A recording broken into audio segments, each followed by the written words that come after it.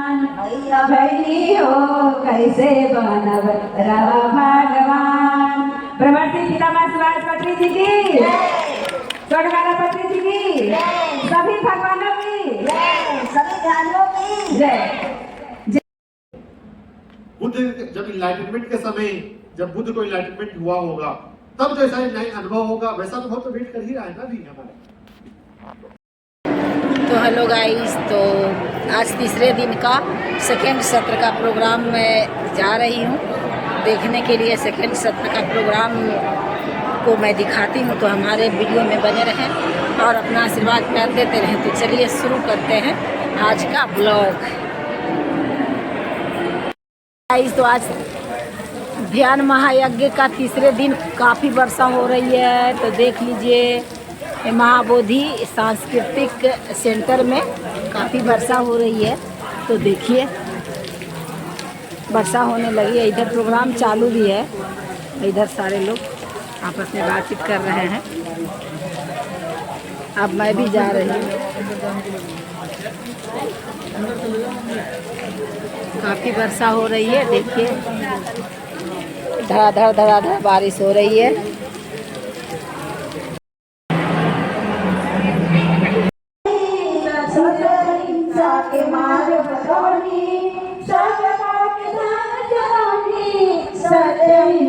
मार्ग बताओनी भैया बहनी हो कैसे बोलब रवा महान। भैया बहनी हो कैसे बोलब रवा भगवान। भैया बहनी हो कैसे होई लोक कल्याण। भैया बहनी हो कैसे होई लोक कल्याण।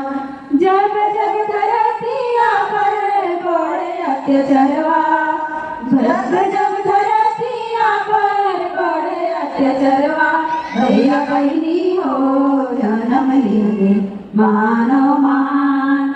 भैया बहनी हो जन्म लिए पत्री जी महान। जल चर थल चर नल चर सब का में सांस बाटे। जल चर थल चर नल चर सब को में सांस बाटे। भैया बहनी हो सब का से करी रवा प्यार।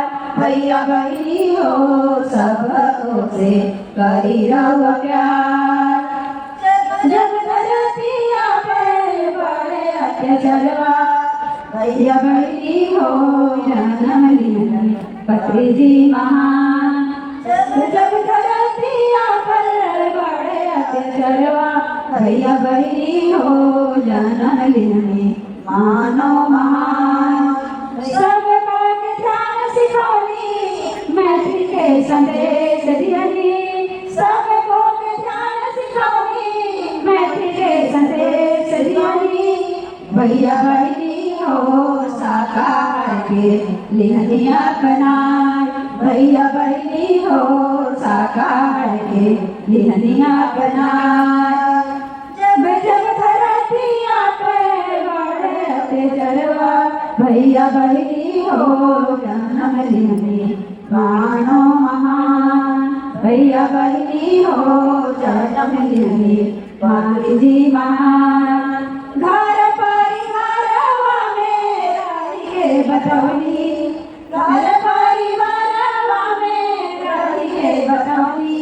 भैया बहनी हो कैसे बनब रवा भगवान। भैया बहनी हो कैसे बनब रवा भगवान।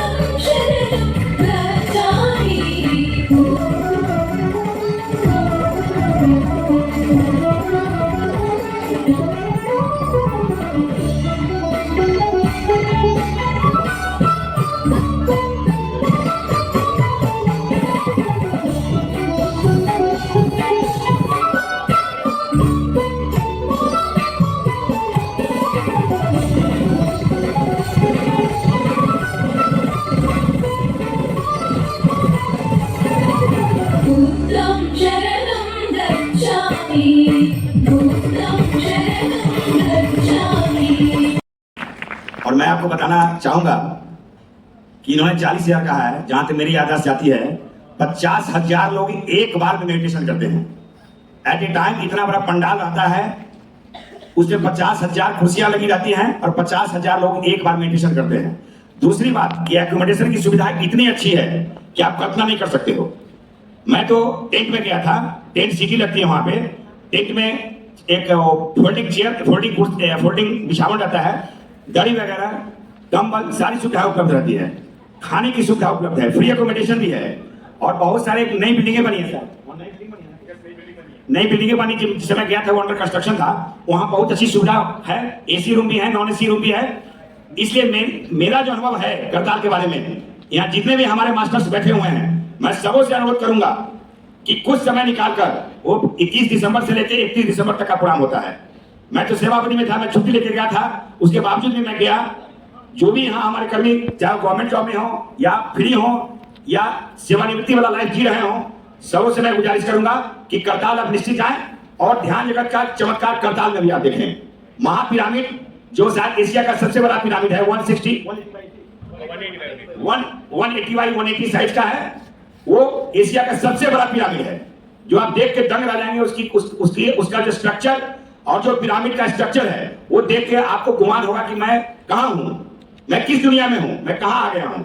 और उसमें जो आप जाके सामूहिक ध्यान करेंगे तो पता नहीं, मैं तो 3 घंटे लगातार बैठ गया था। मैंने बताया था कि मैं तो करता नहीं थी, मेरी मिसेज ध्यान करती थी। उसके बाद मैं जब करताल में गया तो मैं लगातार 3 घंटे उस पिरामिड, महेश्वरा महापिरामिड उसका नाम है, 3 घंटे लगातार मैं पिरामिड में बैठा रह गया, मुझे पता नहीं चला मुझे। दूसरी बात कि आप यहाँ आपने वाद्य यंत्र बहुत कम सुना है, यहाँ पर बहुत सारे कम म्यूजिक थे यहाँ पे, लेकिन आप वहां जब जाओगे तो जो वाद्य यंत्र बजता है वो इतना कर्णफालू रहता है, मतलब कान फोड़ने वाला रहता है। उसके बावजूद भी आप 3 घंटा कैसे आपको निकल जाएगा पता नहीं चलेगा। इतना आवाज जिसकी कल्पना नहीं कर सकते हो आप। और उसमें आप चेयर पर बैठ के और आप जब ध्यान में जाओगे तो 3 घंटा कैसे पता चलता है मुझे नहीं मालूम।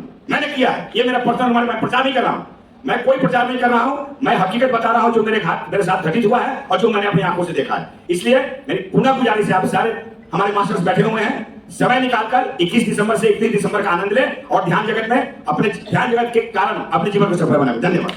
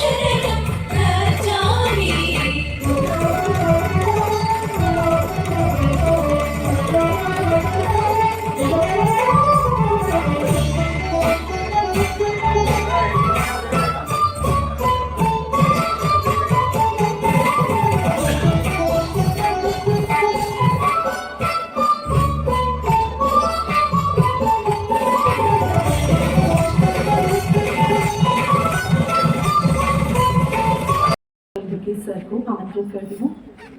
So, sir, I would like to invite you to join us for this session. Suresh Kalburgi sir शरीर मन आत्मा के कॉन्सेप्ट्स और ध्यान के प्रशिक्षक हैं। वे इलेक्ट्रॉनिक्स एंड टेलीकम्युनिकेशंस के इंजीनियर में डिग्री प्राप्त की है। 1993 में एक सफल स्टार्टअप उन्होंने इसकी स्थापना की और अब वो तब से इकाई की उन्होंने आगे बढ़ाया ही है। वर्तमान में वो CTDI USA के सहायक company CTDI India private limited के CEO और निदेशक हैं। 96 में सुरेश जी ने सिद्ध समाधि योग में के कोर्स के साथ अपनी आध्यात्मिक जर्नी को शुरू किया। 2009 में PSSM से जुड़े और आनापानासति ध्यान से परिचित होने के बाद वे कंटिन्यूसली कार्यक्रम कर ही रहे हैं। निःशुल्क अपने कॉर्पोरेट ऑफिसेज में भी करवाते हैं मास्टर्स। तो उन्होंने वह पिरामिड वैली इंटरनेशनल में कन्नड़ भाषा में लोकप्रिय 7 दिवसीय स्टिलनेस रिट्रीट के सह संरक्षक के रूप में भी नेतृत्व कर रहे हैं। उनका एक ही ध्येय है आनापानसति ध्यान सिखाना और सबको आत्म साक्षात्कार करना। Thank you Suresh Kalburgi sir, आप हमारे साथ हैं। Good to you for the session. Masters को नमस्कार। नमस्कार सब लोग। यहाँ पे कितने लोग सांस ले रहे हैं? कितने लोग सांस ले रहे हैं? हाथ नहीं उठ रहा है सबका। सांस ले रहे हैं? कैसा मालूम पड़ेगा सांस ले रहे हैं या नहीं ले रहे? 1 मिनट आपका नाक और मुंह बंद कर लीजिए, मालूम हो जाएगा कि सांस ले रहे हैं नहीं ले रहे हैं। कितना इंपॉर्टेंट है, कितना कीमती है वो सांस, है कि नहीं? सो जोरदार तालियां अपने सांसों के लिए, तो जो हमारे ब्रेथ के लिए, क्योंकि इसका तो हम जानते भी नहीं कि अपने आप चल रहा है। पूरा दुनिया हम घूमते हैं। जब से हम इस शरीर में अपना धारण किया है और जब तक हमारा आखिरी बार हमारा क्षण में हम ये शरीर से छोड़ के बाहर जाते हैं, तब तक हमारे साथ क्या है? हमारे साथ। सो जोरदार तालियां और अपना कृतज्ञता व्यक्त कीजिए, मतलब gratitude, thank you thank you thank you करके, क्योंकि इसके बिना तो इस दुनिया का अनुभव हम ले ही नहीं सकते। जब तक सांस चल रहे हैं हम लोग शिव है, जब सांस नहीं है तो शव है। ये सब मालूम है ना आपको? ओके। तो मास्टर्स, मेरा नाम सुरेश कलबुर्गी है, बेंगलुरु से हूँ। बहुत सारा इंट्रोडक्शन हो चुका है। तो मैं एक सबसे ज़्यादा मैं क्या हूँ? एक सामान्य मनुष्य हूँ। सामान्य मनुष्य हूँ, एक व्यापारी हूँ और एक सांसारिक जीवन करने वाला एक व्यक्ति हूँ, ठीक है? और सामाजिक जीवन भी अपना बिताता हूँ। सो सब तरह का मेरा तो सुविधा है और सब कुछ चल रहा है जिंदगी में, ठीक है? ध्यान और मेरा क्या संबंध है, ऐसा आया, मैं अपना अनुभविक तरीके से मैं बोलना चाहता हूँ। मैं एक इंजीनियर भी हूँ, व्यापारी भी हूँ और सांसारिक भी हूँ। तो अलग अलग तरीके से अनुभव होते हैं ना। कैसा एक सामान्य मनुष्य कैसा अपना आध्यात्मिक जीवन बिताता है, फिर पत्री जी का जो पत्री के साथ मेरा अनुभव कैसा रहा, ये मैं थोड़ा अपने शब्द में बोलना चाहता हूँ। तो फ्रेंड्स, मैं जब आध्यात्मिक जीवन शुरू किया था, जो प्रयास स्टार्ट किया, तो 96 में मैं एक दानव से मानव बना, शाकाहारी बन के। उससे पहले तो मैं बहुत मांस मच्छी खाता था, बहुत मार मार के खाता था, दानव गुण वाला था। तो फिर बाद में एक पुस्तक मैंने पढ़ी, एक बुक, और उसमें जो एक कथा थी उससे मैं प्रेरित होके तुरंत मैंने डिसाइड किया कि मैं शाकाहार बनूंगा। इतना ज़्यादा खाता था कि आप पूछो मत, उतना हमारे घर में सबसे ज़्यादा मैं ही खाता था। तो शाकाहारी बना, फिर मानव बना तभी। फिर बाद में 2009 में पत्री जी का मुलाकात हुआ, 9-10 में। तो तब से मैंने ध्यान के मार्ग में आया। तो 2010 में मेरा मुलाकात पत्री जी का हुआ पिरामिड वैली में। जब उन्होंने मुझे देखा तो पहली बार उन्होंने बोला कि तुम अगर गांधी नहीं हो, तुम अगर बुद्धा नहीं हो तो मेरे पास मत आना, गेट आउट। तुम अगर गांधी नहीं है या बुद्धा नहीं है तो मेरे पास मत आइए। तो मैं समझा रहा यार, मैं पहली बार मिल रहा हूँ इनसे, ये दाढ़ी वाले से, ये क्या बात कर रहे हैं सर? ये मैंने सुना है कि ये ज्ञानोदय है, इनलाइटन मास्टर है, क्या बोल रहे हैं? तो मुझे समझ में आ रहा है, लेकिन मुझे हंसी आ रही थी, गुस्सा नहीं आया। ऐसा मुझे लगा नहीं कि मेरा ईगो हर्ट हो रहा है, ऐसा नहीं लग रहा है। मुझे हंसी आ रही है, लेकिन मुझे संदेशा मिला। फिर बाद में एक हफ्ते के बाद मैं सिंगापुर गया अपने व्यावहारिक जीवन के लिए। वहाँ पे भी मेरा बिजनेस था बेंगलुरु से। फिर बाद में वहाँ पे मैंने सुना कि पत्री जी आ रहे हैं, तो वहाँ पे मैंने 3 दिन उनके साथ गुजारा। फिर बाद में जैसे बच्चे होते हैं, ऐसा हाथ शोल्डर पे रख के बात समझाई। सिर्फ 3 दिन में मेरा जिंदगी का जो भी मेरा सवाल जवाब था आध्यात्मिक जीवन और वैयक्तिक जीवन के बारे में, बहुत कुछ मुझे स्पष्ट होने लग गया।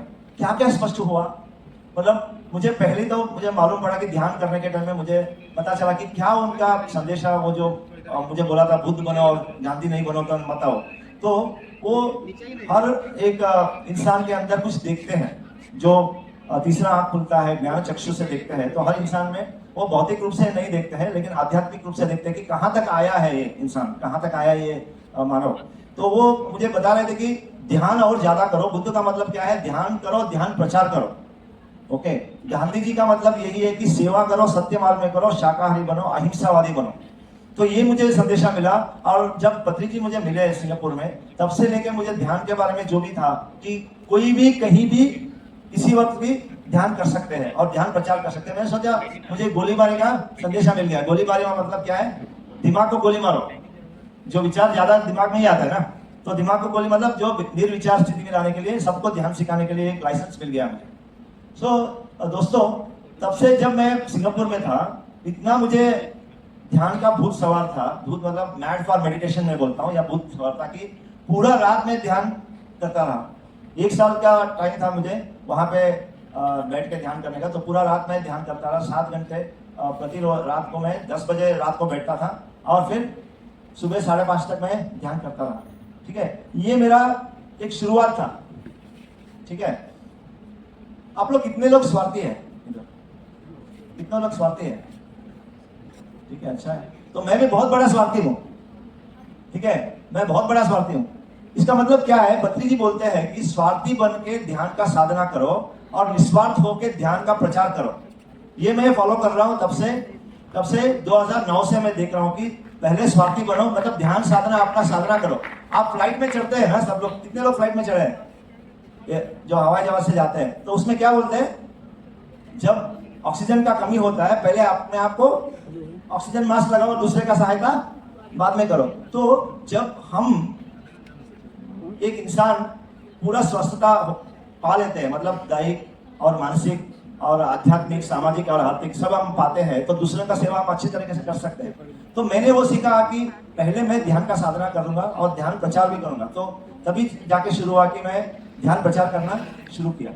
ठीक है, पहले तो पत्री जी का जो 18 सिद्धांत जो बोलते हैं, सूत्र बोलते हैं, वो मेरा मार्गदर्शक सूत्र बने। आज का ब्लॉग बस इतना ही, मिलते हैं अगले ब्लॉग में। तो ओके, बाय, नमो बुद्धाय। अब जा रही हूँ घर।